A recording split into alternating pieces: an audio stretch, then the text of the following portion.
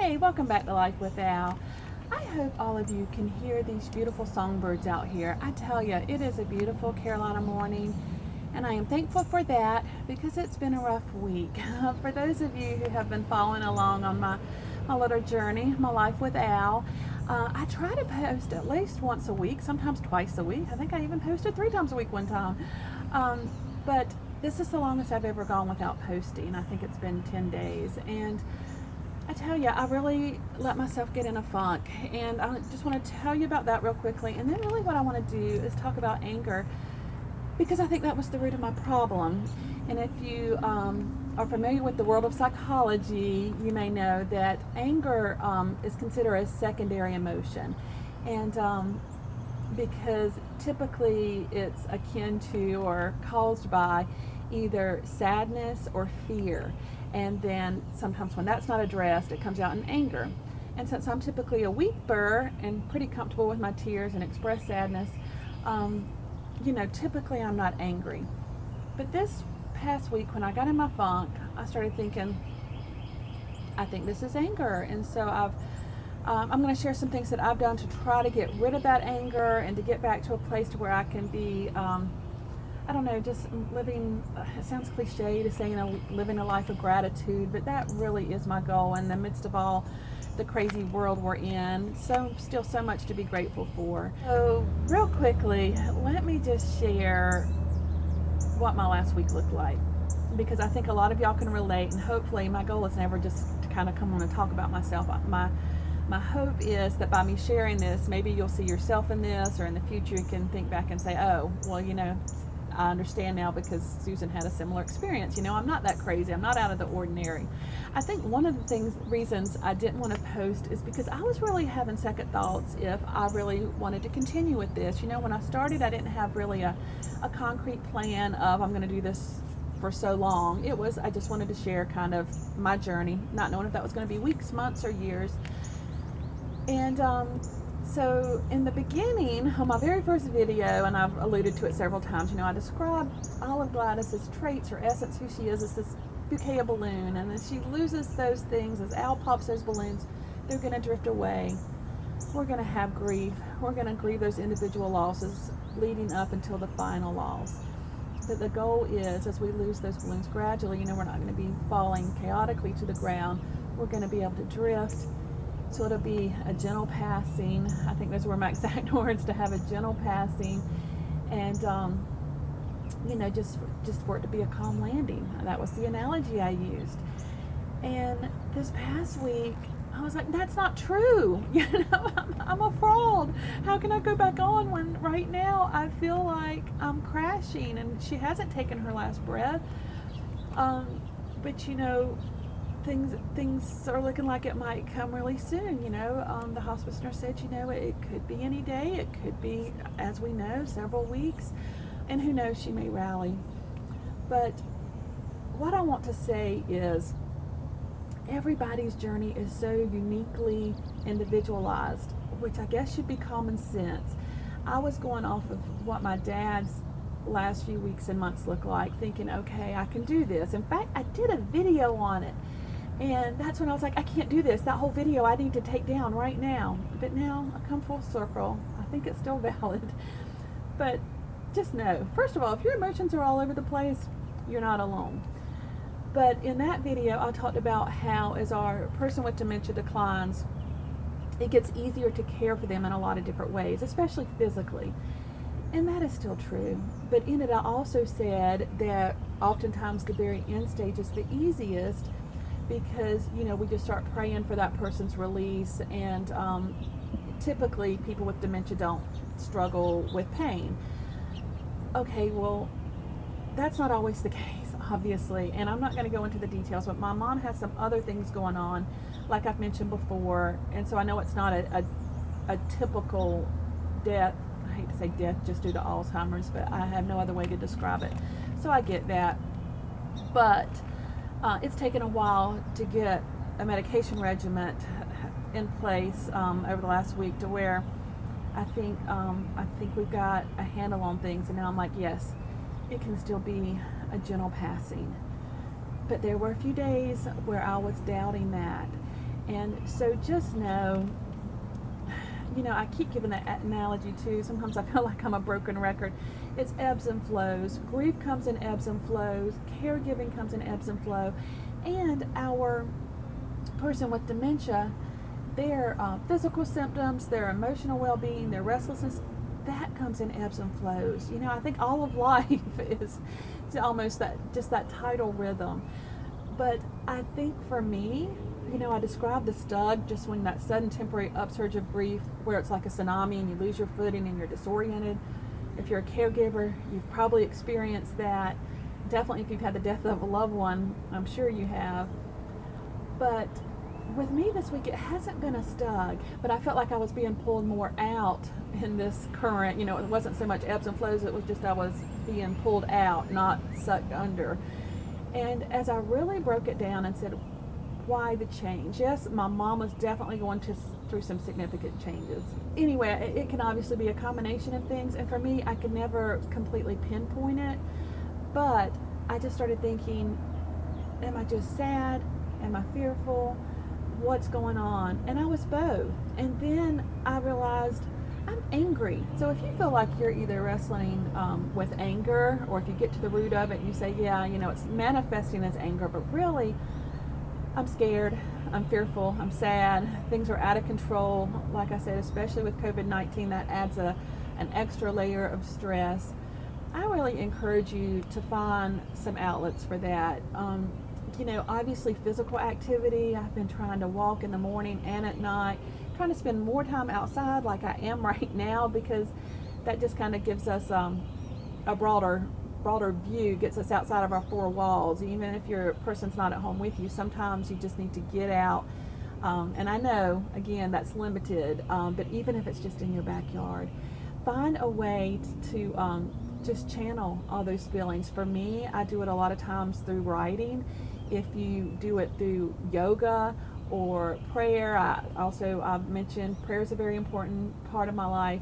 Meditating. And I think one of the healthiest things we can do is just find someone to talk to, someone that you can really be vulnerable with, be transparent with, just vent what you're going through. Even if, especially if they're not a person who's going to give you advice and have answers. I was going to say even if they don't have answers. There are no answers, quite honestly, other than we've got to stay the course and hold on, knowing through these ebbs and flows, we are going to be able to find our footing. We are going to be able, to one day look back and say, yes, that was a very difficult season in my life, but this is how I grew. This is how I changed, and this is now how I can use that to help other people.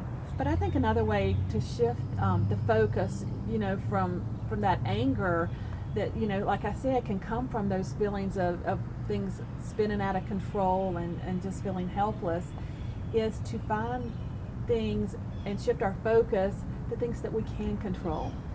And honestly, right now, for some of us, it's like the only thing I can control and be certain of is my own attitude and my own actions. Now, for me, there's a deeper layer of I'm certain of my faith in God, and I'm certain that He's going to carry me through this. But regardless of what your faith and spirituality looks like, we can all control our mouth, we can control our behavior. And so I think we need to focus on that and just saying, okay, I can't control all these things, but I can shift my attitude to one of counting my blessings, one of saying, okay, this is horrible, and this is not my situation. I'm going to try to give you worst case scenario. My person is in a facility. I can't see them. They're declining. They're declining much quicker because I can't visit, Even if that's your situation, and I'm not trying to give advice, just encouragement that there still has to be something you can be thankful for. At least I can call the facility and find out how she's doing today. I can send a message. Hopefully that facility is one that you can Skype or do some type of face-to-face time. And if your person's at a place where they can't do that, can they send you pictures? Can they send you a video of the CNA taking care of them, or something to let you know that even though you're not there, you can be grateful that they are somewhere where they are getting good care. And this may sound really bizarre. I just thought of this. Sometimes when I'm at my lowest, I try to think of throughout history how people had it so much worse and how they still found joy and had a good life. I mean, you think about just, people on the frontier and losing crops and being not knowing if they were going to have food for the winter. Or I know that may sound silly, but I think about these things and think, I don't have to think about that. No matter how bad thing is, I can go to the grocery store. I never have to be afraid of literally starving. Or people during wartime, and I know that there are still people overseas who are serving, and my heart goes out to those families, but at least we can correspond with them and find out how they're doing.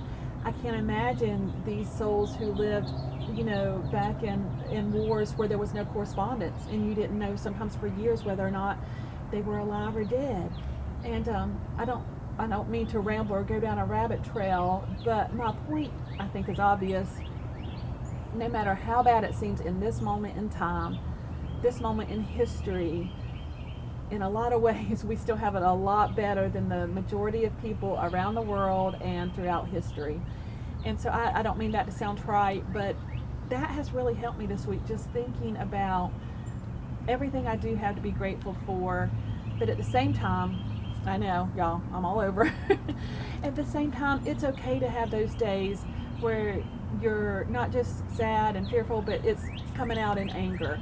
And just, again, try to express that through talking to somebody, writing, running, aerobics, getting it out to where you're not doing it in an unhealthy way that's being hostile to someone else, or taking it out on your person with dementia. Because even being impatient, that really is a form of anger.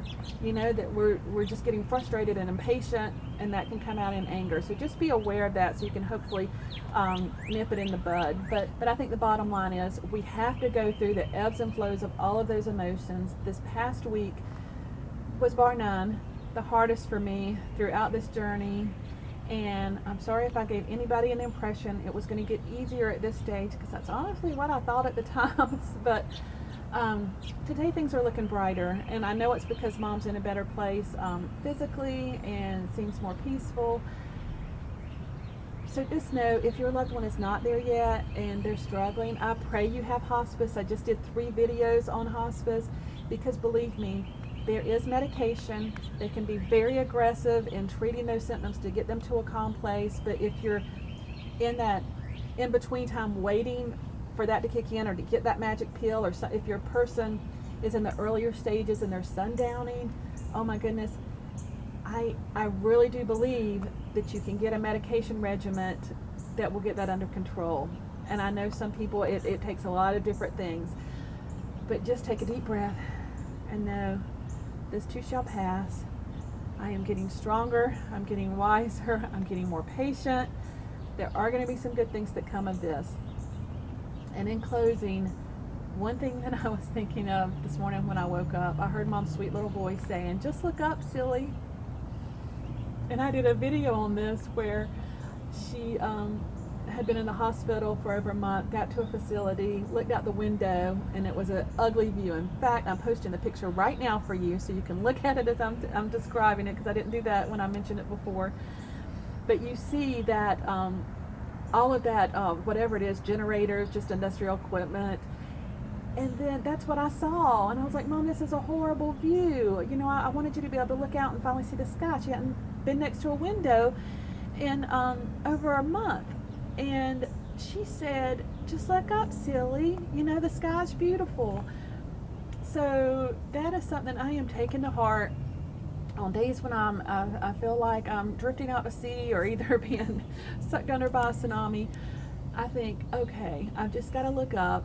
And for me, that is depending on God greatly for just his comfort and his peace, and just knowing that it's all in how we see things. It really is. We have to shift our point of view to one of gratitude and seeing the beautiful blue sky, not the ugly stuff below, and just knowing that this too shall pass.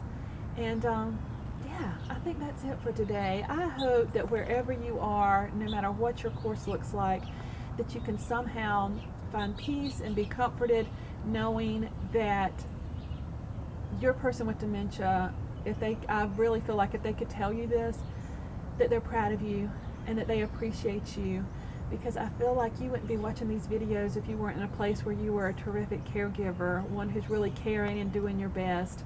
So just hang in there. I know it's going to get easier. It did with me, but it got really bad last week before it got easier. But we got to stay on this roller coaster. You know, and honestly, whether you're a caregiver or not, all of life is that way, isn't it? It truly is. So anyway, with that, y'all take care. Thank you so much for joining me and tuning in. I'm going to put the link to my new website below, and if you want to push that little subscribe button, and then you'll be alerted to future videos. But that's it. Till next time, take care.